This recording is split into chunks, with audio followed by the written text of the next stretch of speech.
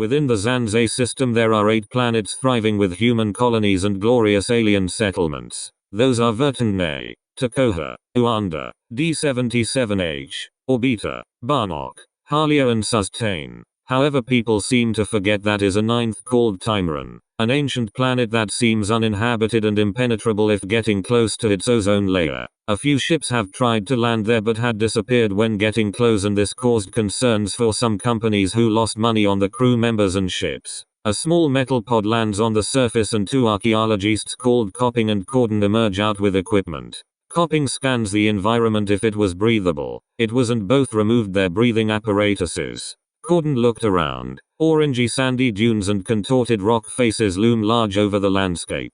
Corden then brought out a compass and the arrow pointed north. The 2 archaeologists ventured off to complete unknown territory.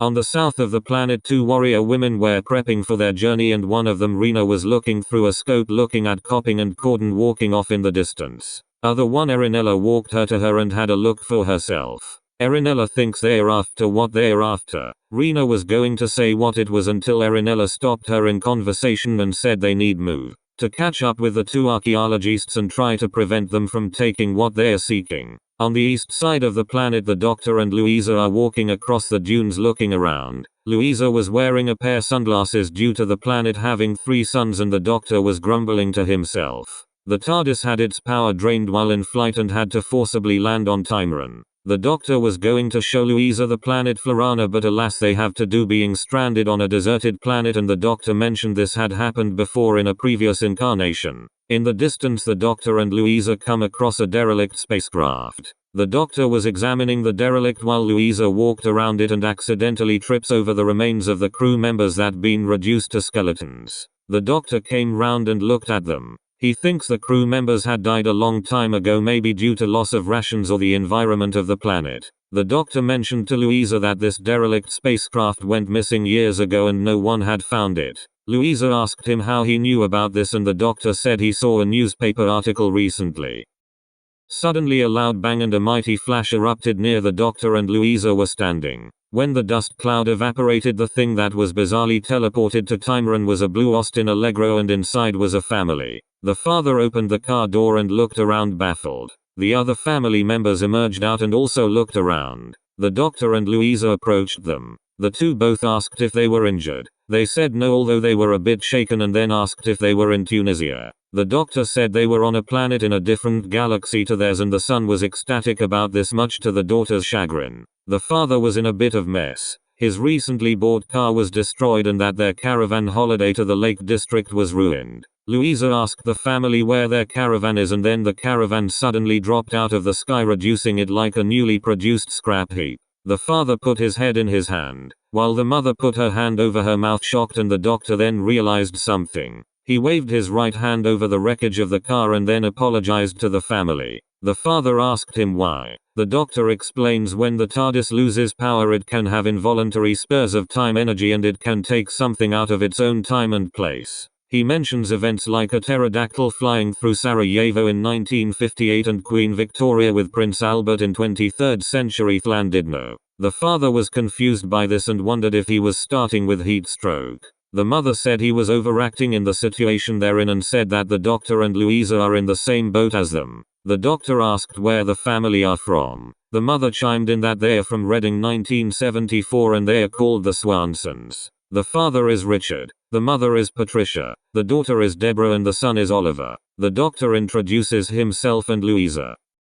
Oliver looked behind him and noticed the planet sand started to swirl. The Doctor, Louisa and the Swansons realized this and started to move. A sandstorm was brewing and when caught in it they'll end up dead. Deborah notices a temple-like structure in the distance and all decide to head there to seek shelter. They all race to the temple avoiding getting caught in the sandstorm and arrive at the entrance. The Doctor and Richard managed to open doors of the temple and got in. Inside the temple was full of Arcadian architecture, lots of cobwebs and a strong musky smell. The Doctor, curious about alien architecture, surveys the walls, the ceiling and material used for the construction of the temple. Louisa noticed some torches on the walls and removed them to gain some light so that they can see. The Doctor walked over and lit them with some leftover matches. He then lights a cigarette to ease off their escape from the sandstorm. This is how the Doctor can settle after a bombastic event, either if it's running from certain death or getting captured. The Swanson family were disinterested with the temple's architecture. They would have preferred looking at the Sistine Chapel, and the Doctor, in a sort of educational mind, tries to elevate their enthusiasm seeing alien-esque architecture for the first time. Louisa just rolled her eyes at this.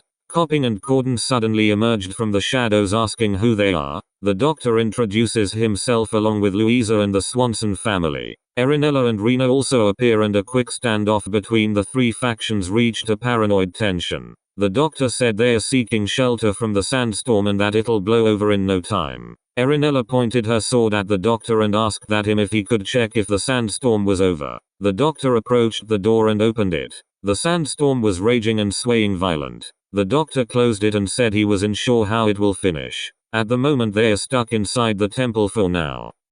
Copping suggests that they should search through the temple and suggest they form two groups. Louisa promoted the idea that males and females should form two factions. Richard disagreed with this, but Erinella and Rena thought about it and agreed to this decision. The Doctor kindly agreed to it as well, and that the factions would benefit with some group building. Erinella suggested she'll take charge along with Rena as her second in command, and the Doctor with Copping and Corden formed a sort of leadership on the other side. They reached an agreement and proceed to survey what's within the temple. Erinella, Rena, Louisa, Patricia and Deborah went in one direction while the male-oriented group went the opposite. The female group walked through some corridors. Large cobwebs decorated everything and let off a smell something like walking in a fishmonger's. Rena and Louisa were holding the torches while Patricia slyly skirted around pieces of bone. Deborah noticed some markings on the walls and saw what seemed to have happened centuries ago. Erinella explained that Timeron long ago was a battleground for various races to reach a conclusion either by trusses or bloodshed. Louisa questioned these spider-like centaurs on the wall, and Erinella mentioned the Scurani were a deadly race along with the Arachnus. Patricia felt shaken even by the thought of any that was arachnid. She feared them and always screamed when a house spider entered her space. Deborah cheekily wriggled her fingers on her mum's left shoulder, causing Patricia to let out a shrill gasp, and told off her daughter. A few yards later, Rena notices some webbed cocoons close by and told the group to stay away. Deborah, being naive, sneaked over and observed the cocoon. Rena tells Deborah to stay back. Suddenly the cocoon started slowly swaying and a arachnid leg shot out the cocoon, scaring them all. Erinella told them all to quickly move. The cocoons belong to the Scurani and seem to lay dormant for a long time. Now the children are waking up and starting emerge. On the other side of the temple, the Doctor, Richard, Oliver, Copping and Corden head through what seems to be a throne room. Oliver let off a slight gasp and noticed the Scurani Emperor in front of them. The Doctor told the group to stay quiet, but Richard accidentally lets off a small sneeze which causes the Scurani Emperor to take notice of the group's presence. Its head leered over to them and let out a hissing shriek. Scuttling sounds were surrounding the throne room and more of the Scurani emerged from every corner. The Doctor told the group to stay close and said he'll think of way to reason with the Emperor. The problem was he didn't know how. The Scurani as he knew them were a difficult race to reason with and started scratching his heads, constantly trying to come up with something. One of the Scurani approached Oliver and Richard defends his son by trying to politely shoo it by waving his hands in a wimpy manner, which caused the Scurani to get even more aggressively. The Doctor pulled Richard by the collar and gravely said that would they like to survive or be cocooned in webs to get their blood sucked dry from their bodies. Richard gulped and silently shook his head. Copping and Corden sheepishly walked up the Emperor to bargain it for freedom. The Doctor revolted at this idea and Corden remarked at the Doctor, stating that he couldn't think of a plan quick enough. The two archaeologists presented some items to the Emperor, but it didn't go to plan as they hoped. The Emperor nodded it head down and bit off Copping's head. Corden stumbled back to the Doctor, Richard and Oliver, but one of the Scurani pounced on him. Richard and Oliver looked on in horror as Corden was massacred into a bloodied corpse. The Doctor stood there and observed the Scurani wrapping the dead Corden into webs.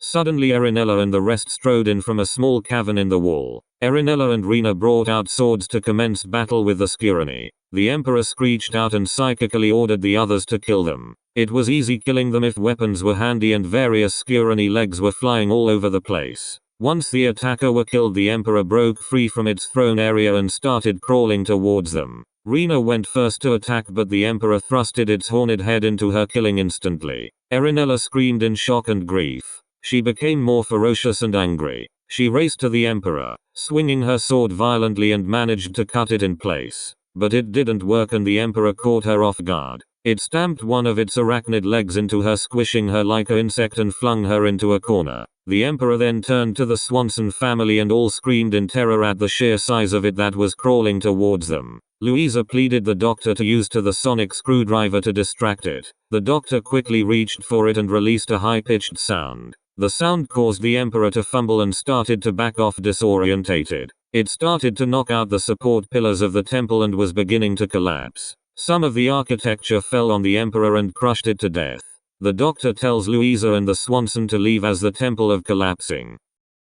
The doctor, Louisa and the Swanson family managed to flee the collapsing temple. When they got out, the sandstorm had gone and it was safe to return back to the TARDIS. The Swansons were unsure how to get back home and the doctor said he'll take them back to 1974. As they walked across the sands, the doctor pointed up at the sky and Louisa suggested if it was flammable gas in the air. The doctor says it's an energy layer burning away and realized that's how the various ships lost their power. What was in the temple had created it and was now destroyed. They all enter the TARDIS and the Swansons were surprised by the size of the console room. How can this big space can fit in a police public call box? The doctor approached the console and tried to see if any power was left to take off. Nothing seemed to be working. By curiosity, Deborah and Oliver started randomly flicking switches which annoyed the doctor, but then the TARDIS came to life again. The doctor gleefully thanked the kids and started to set the coordinates. The TARDIS in a cul-de-sac and the Swansons stepped out. The doctor leaned against the TARDIS doors and said their goodbyes. The Swansons looked on as the TARDIS dematerializes, leaving a small cosmic cloud floating in the air. Patricia suddenly then noticed some was off. This wasn't Reading. It was the right year but the wrong place, and the doctor accidentally dropped them off somewhere completely different. Richard angrily raised his fist in the air shouting for the doctor, and Deborah and Oliver just laughed at their father making a fool of himself.